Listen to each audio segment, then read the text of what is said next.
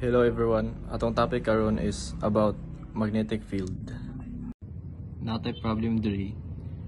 An electron is initially moving at a speed of 1.79 times 10 to the power of 3 meters per second directly toward a long wire that has 2 amperes of current flowing through it. The electron is 2.5 meters away from the wire. What is the magnitude of the force exerted by the magnetic field on the electrons? So atong i-illustrate karon. Na daw tay wire. Let's say wire ni.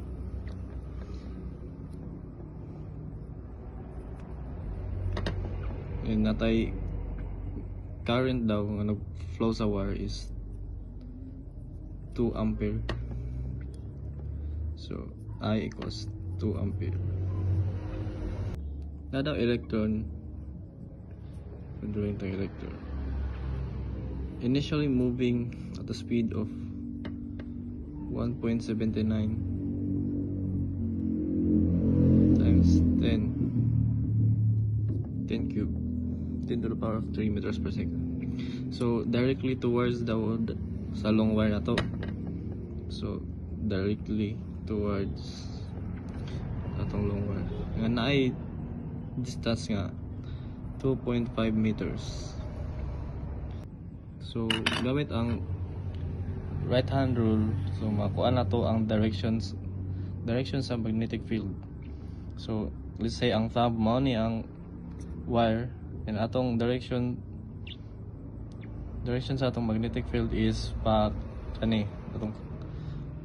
counterclockwise.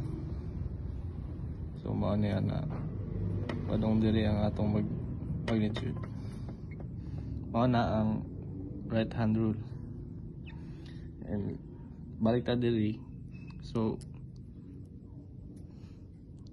ang electron daw directly towards so ang atong angle ani is 90 degree.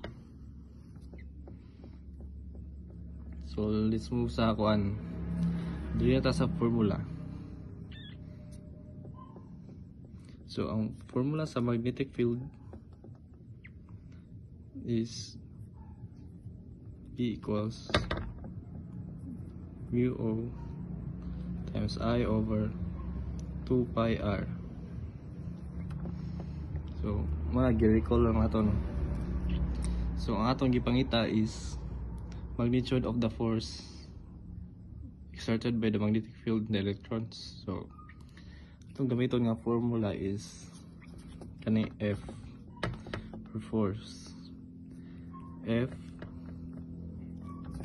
is equals to, kung atong ma-recall, is absolute value of the charge Q, kay nag-involve man siya electrons or charge. So mano na atong gamiton times the velocity or speed times magnetic field sin theta. So mano na atong gamiton nga formula para ma-solve. So naman tayo kuan ato na lang siyang i-substitute. So absolute value of Q or the charge, ang value sa charge is natay 1.6 times 10 to the negative 19 coulombs.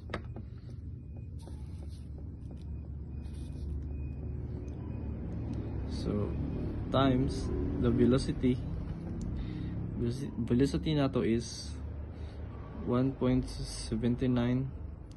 times 10 to the power of 3 meters per second times B. So atong B, sundo nato ning formula.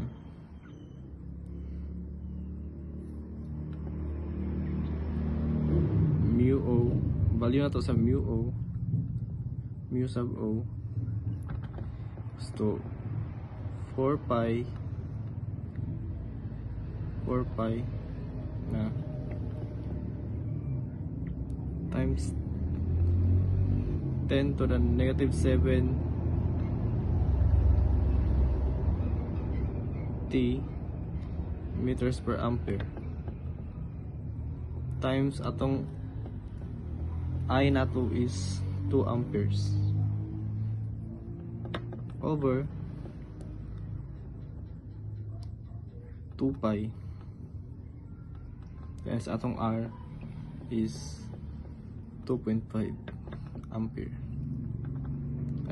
Sorry, meters day. So atong i-input sa calculator. So natay answer nga 4.58 times 10 to the power of negative 23. Ang atong unit is Newton. Kay force ang ipangita. So magnitude of the force. So mo ni atong answer.